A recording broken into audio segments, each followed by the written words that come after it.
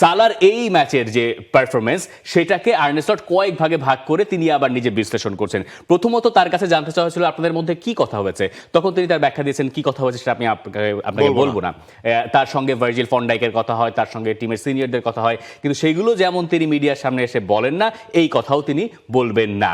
ওখানে কি এই আলোচনা হয়েছে যে তোমার ভেতর আমার ভেতর যা ঘটবে এগুলো মিডিয়ার সামনে না এনে তুমি বরং নিজের কাছে রাখো, সেই আলোচনা আমরা ভেতর থেকে করে সমাধান নিয়ে আসতে পারি? কারণ মোহাম্মদ সালাহ যখন ওই ঘটনা ঘটালেন তারপর একটা আলোচনা খুব প্রবলভাবে ছিল সালার বিরুদ্ধে, যেটা যায় যে আপনি দলের এই রকম পরিস্থিতিতে মিডিয়ার সামনে এসে দলের সংকটের কথা না বলে আপনি টিমের হায়ারার্কির কাছে যেতে পারতেন, আপনি তো মালিক পর্যন্ত যেতে পারেন, তাদের সঙ্গে গিয়ে আলোচনা করতেন, সেখানে গিয়ে একটা সমাধান খুঁজে বের করতেন।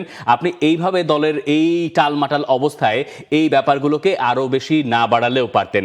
সেখান থেকে সালাহ কি বুঝতে পারলেন কিনা, এটা হচ্ছে একটা বিষয়। আবার সালাহ যখন ওই অ্যানফিল্ডে তালি দিচ্ছিলেন তখন বোঝা যাচ্ছিল, তার মুখের হাসিটা তো দেখেছেন, তাতে একটা তৃপ্তি তার ভেতরে ছিল, সেটা একদম চোখে মুখে স্পষ্ট।